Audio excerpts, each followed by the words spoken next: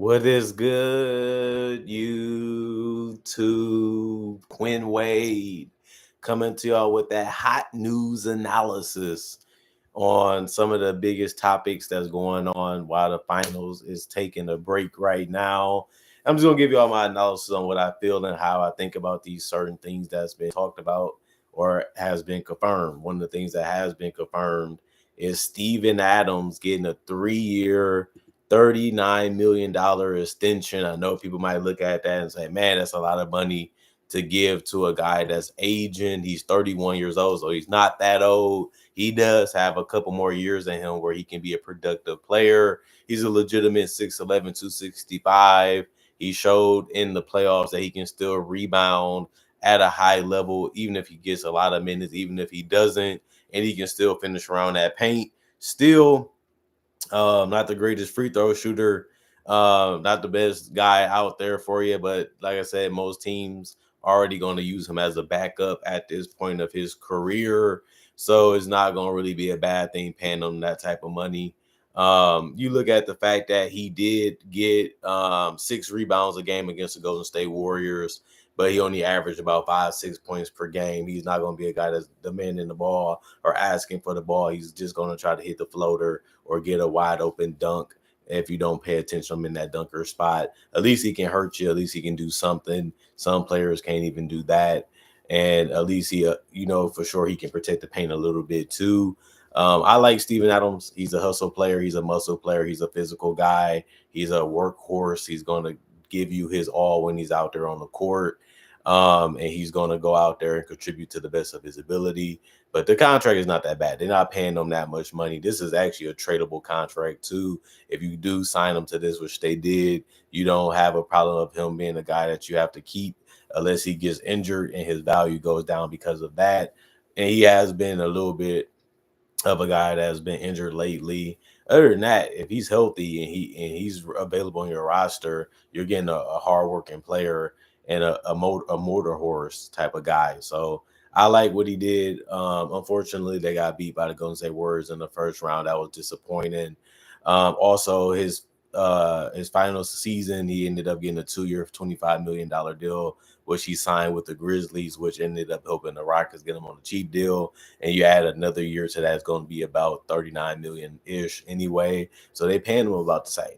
For the production that he can give you and the things that he can give you, you're not going to really complain too much about that because that's the purpose of having role players, a guy that knows what he's supposed to do and a guy that knows how to play the game and play his game and fit in with the teammates that's around him and the lineups that's around him.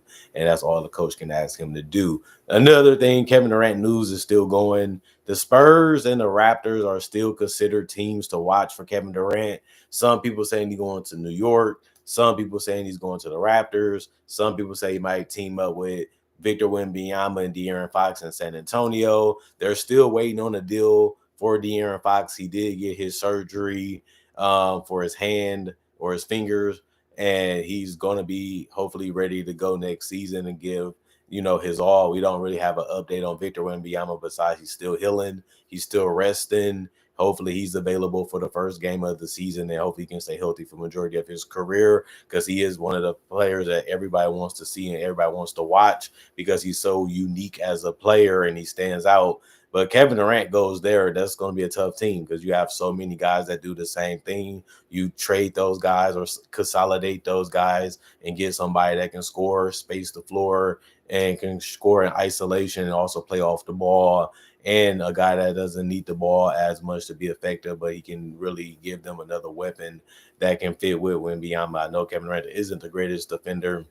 He hasn't really contributed too much for winning, but you have a lot of guys that's playing the same position. Plus, you can get Dylan Harper at number 2, which doesn't really make sense because you already got Keldon Johnson, Devin Vassell, Malachi Branham, and so on, that's already playing that position.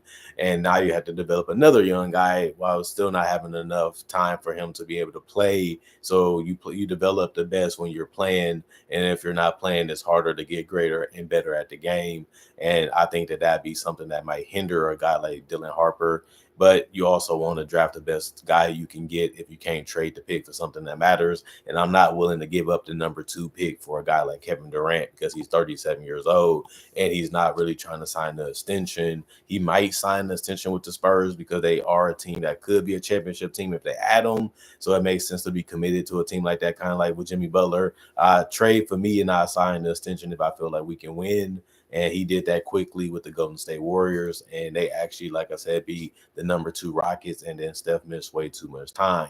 But I would say he going to the Raptors doesn't really make sense. They have way too much young talent. They're going in a different direction. It doesn't make sense to take a 1-year rental on Kevin Durant to be able to win enough to make the playoffs. And I don't think Kevin Durant is going to stay around that team too long. Plus, they just traded for Brandon Ingram and extended him. So it doesn't make no sense to get Ingram and Kevin Durant, and you still trying to develop Scotty Barnes, RJ Barrett, and Emmanuel Quickly. And those guys, they need the ball. They need to be decision makers. They need to figure out how to play their game in a team type of way because they haven't really been able to do that much because everybody's been injured in that lineup. So, obviously you want to get the best player you can get, but you also don't want to hurt the player that you already got. So I don't think the Raptors should be going out after Kevin Durant because they don't really have enough to win the title. Even if they add him, it's going to be like the Phoenix Suns and the Brooklyn Nets situation. Yes, you might be a playoff team, but that's it. You don't want to be that, and you don't want to be committing that many players to a guy like that. When the Spurs, they have a chance because they have a lot of talent. They have good coaching. They have a good system. But the only problem is you don't have Popovich coaching no more. And that's going to be something they're going to have to adjust to and get used to, even though they still have a good coach anyway. But if it's not the Spurs or the Raptors, the Knicks or Minnesota. I heard Minnesota wants them to have enough to get them, even if they don't want to trade Randall. They can trade Rudy Gobert and just sign Naz Reid as their center. I don't really think that makes them a championship team. I just feel like they're going to be a Phoenix Suns type team also, where they're good enough to go to the conference finals, but they're not good enough to win it all. And if you're making that move, is Kevin Durant going to really want to stay? We know that him and Anthony Edwards like each other. We know that they get along. We know that Anthony Edwards wouldn't mind playing with Kevin Durant, but Devin Booker said the same thing. Kevin Durant, my favorite player. I couldn't wait to play with them, and they didn't really do much as a duo or as a trio if you add Bradley Beal. And you can say the same thing can possibly happen in Minnesota. Yes, they'd be a step better when it comes to scoring the basketball, but they'd be also slightly worse defensively, which matters in the playoffs. And that's something that they're going to have to figure out as they continue to go with their roster and try to figure out how to put it all together and try to put the best team they can together by the end of the trade deadline in the buyout market, which will be next year. Other than that, Kevin Durant has been one of the hottest topics. And if it ain't Kevin Durant, it's his team, because now the Suns saying that they might trade Grayson Allen, they might trade Royce O'Neal. It does make sense for them to move those guys because they are guys that people feel like can be in their rotation. So I can see them trading those guys away and teams willing to take them because they are guys that can still contribute to winning because they know their roles and they know their game. They're going to be shooters. They're going to be spacers, and they can also finish at the rim and get out in transition and be threats. That's all you got to really do. Like I said, if you can make a layup and you can make a three, you still belong in this league, especially if you can shoot at 36 or above, which these two guys can do. And you also have to pay attention to them because they can hurt you if you leave them open. So that's something that is valuable still in this league. And I can see why teams are looking forward to getting Grayson or Royce O'Neal. Cavs are looking for trade options to save money for re-signing free agents. Makes sense for them. They want to try to re-sign Ty Jerome, for example. They also want to keep Sam Merrill. That was the best players off their bench. Besides DeAndre Hunter, they can shoot, they can handle the ball, they can make a little bit, being like combo guards, which is the majority of what the guards are nowadays. You got to be able to shoot, you got to be able to dribble, you got to be able to finish, you got to be able to hit free throws, or you have to be able to space the floor on and off the ball, and they can do that. But the Cavs are open to the offseason, approximately $31 million over the luxury tax line. Cleveland also projects to be approximately, I should say, $14 million over the second apron before re-signing any free agents and filling out their roster. So that's going to be a big problem for them. They was one of the youngest teams, up and coming teams. Now there are players that are great, are willing to get their money now because they earned it by meeting the requirements or meeting the incentives. Now their contracts are being a little bloated on that roster. So now they got to make some cuts to a roster that wasn't a championship one. And now they might have to lose talent, which is something that you didn't want to do. But it's something that's being more realistic now that we looking at the Cavaliers, that they might be worse this up and coming year than they was this year. But being that far over the second Abram has the Cavaliers looking to trade options to save money, they had a hard time finding teams willing to take on Isaac Okoro's 22 million in remaining salary through 26-27 season. He hasn't been that attractive because he's a good defensive guy. He's a decent athlete, but he's not the greatest shooter or the greatest spacer or the greatest shot creator. So it can make sense for them to want to get rid of him, even when it comes to the cap, especially because they have a lot of guys that's doing the same thing that he's not the greatest at. So it makes sense to cut the weakest link on the roster. Rival teams have told Cleveland they would need to add in assets to get them to take on the Okoro contract. So we got to keep that in mind because that does make sense because they don't really look at him as a guy that can help the team. The Cavs have also explored trading for Dean Wade, which I think that can be something that can happen in an attempt to clear salary to re-sign Tyler Jerome or Sam Merrill, who are their main priority. Right now, like I said before, Cleveland has significant free agent rights to re-sign the veteran guards, but is concerned about pushing the payroll even further over the second apron, which is something you definitely want to do. Everybody wants to be under that to the best of their ability, and Cleveland is no different. Kyle Lowry, he's likely to return to the 76ers. Didn't really have the greatest season, didn't really play the best basketball of his career. In 35 games, Kyle Lowry averaged only 4 points and 2 assists in 18 minutes that he played. You got to look at it like Maxi's going to be hopefully more healthy. He's going to get more minutes. It's a lot of guys like Jared McCain, plus we don't know who they're going to draft, that's going to be there too, eating up some of those minutes. So it looked like he's going to get a free ride. They signed him to that contract. They thought that he can be a big player for them. He didn't really show that last year, but he is an older player. He's pushing 40, and of course, he should be declining for that reason. But this is one of those things where you think you're getting a good value pickup, and then it ends up hurting you a little bit because you can't get somebody else, and nobody really wants to trade for an older guy. But other than that, they just got to deal with the fact that they gave him the contract and they just got to let him play out one more season or try to cut him by doing a buyout. And they can do that around next year, but we'll see if they do because they're going to need to have the best roster they can. Because if Joel Embiid is healthy, Paul George is healthy, and Tyrese Maxey is healthy, they're still going to be a team to watch out for in the Eastern Conference. Even if they don't make the finals of the conference, they're still going to be one of the better teams roster-wise if they actually are healthy.